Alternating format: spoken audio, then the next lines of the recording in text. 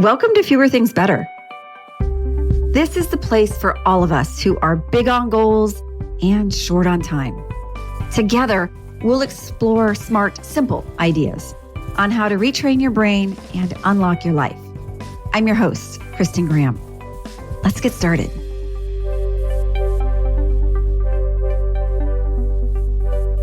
We live in a world where so much happens with a click. From shopping carts to online dating, everything seems to be automated. But all this touchscreen technology makes it hard to find the human side of daily life. My 22-year-old son, Zach, has been living in that world these past few weeks. He's been applying for jobs, like so many people right now. And for him, it seems like every application just disappears into the digital depths. But last week, he decided to do something different. Instead of just waiting to get an email response, he printed a hard copy of his resume and walked in to talk to somebody in person. The first time, I think they were a little confused and they said, "Oh, well, that manager isn't here today. They'll be back tomorrow." And at this point, Zach could have stopped right there. He could have said, "Okay, well, I tried and now I'll just wait for the email." But he didn't. He went back the next day. He stood there again, resume in hand, and talked face to face with someone who actually mattered in the decision. And here's the thing, whether he gets a job or not, he got to walk away with something bigger. The knowledge that he could do the uncomfortable thing. And much more likely than anyone else. The bottom line on top of this episode is that oftentimes the path to what we want requires a good dose of discomfort. Whether it's job hunting, pitching an idea, trying to get in shape, or just generally putting ourselves out there. There's science behind why doing the hard things is uncomfortable and worthwhile.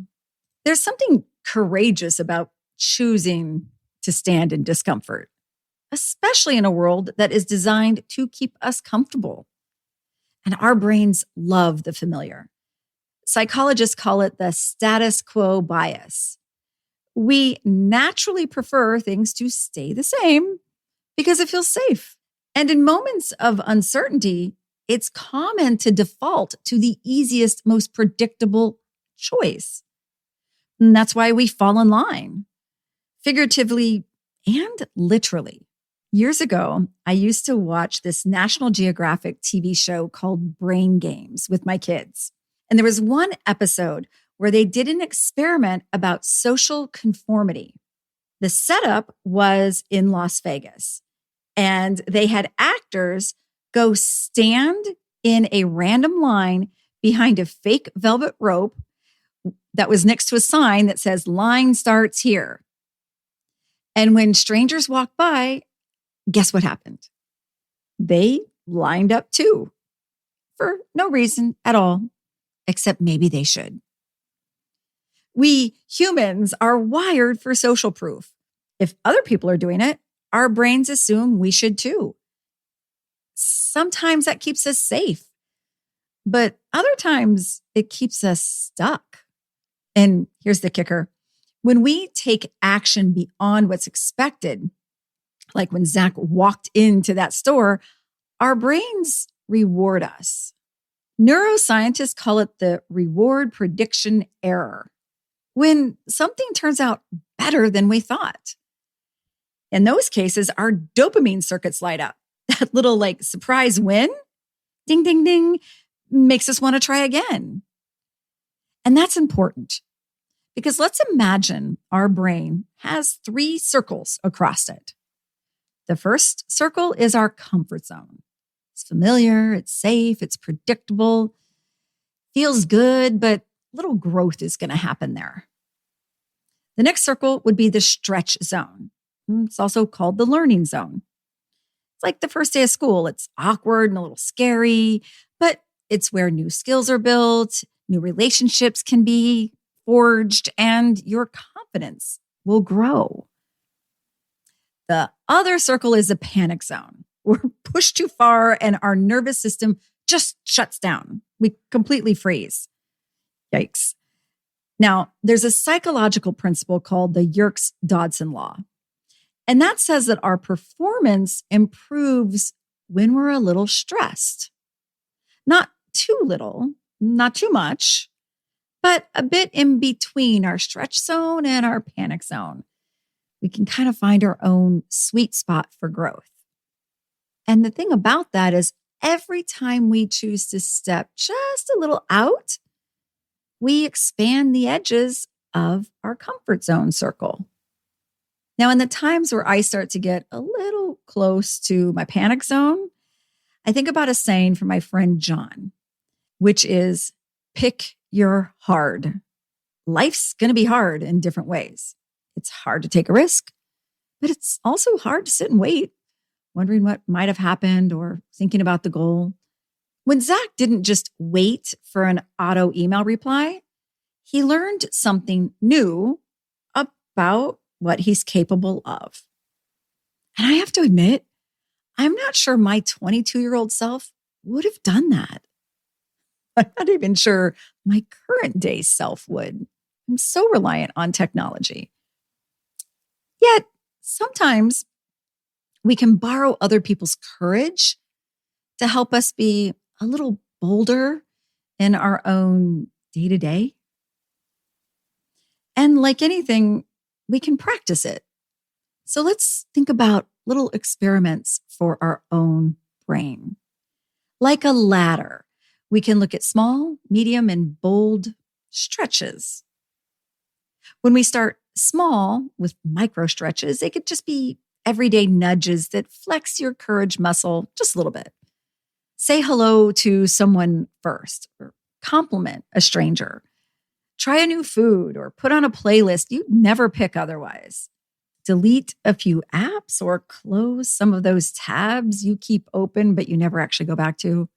And maybe ask a clarifying question in a group instead of just nodding along, half paying attention. Now, if you're ready to go a little further to some manageable stretches, try to speak up first in a conversation without waiting and thinking about what you're going to say. Invite somebody new to have a conversation, get some coffee. Take a different route just to break up your routine. I had a friend once who took the opposite backwards way when she walked her dog, and it completely changed her day. Say no to something when you'd usually default to yes. And hey, maybe call instead of emailing. That's a thing. It can actually happen. And when you're ready to go a little further, try asking for feedback on something where you've been wanting to grow or change. Volunteer for something that stretches your comfort. Take a page from episode 171 and find somebody in your life to say, thank you, I'm sorry, and I love you too. Or walk in and knock on the door instead of waiting for permission. And look, your small stretch might be someone else's bold. The point isn't about the action or the size of the step. The point is that you take one. Because each time you do, your brain updates its internal story about what you can handle. Zach is still waiting to hear back about that job. But regardless, he already has a little more courage for next time. And maybe that's the real takeaway here. The outcome matters less than the growth. So this week, pick something, just one thing, and stretch one of those zones. Watch how it shifts the way you see yourself. The more we do uncomfortable things, the more our brain updates its I can handle this file. Or, as I like to think of it, I'm kind of a badass. And sometimes, at the end of the day, the bravest thing that you can do in that day is show up. Even if no one else does, you know that you did. Thanks for listening. You can find a lot more like this by following me on LinkedIn or going to unlockthebrain.com and joining the mailing list. And if you found value in this podcast, please take a moment to rate or comment. Thanks so much.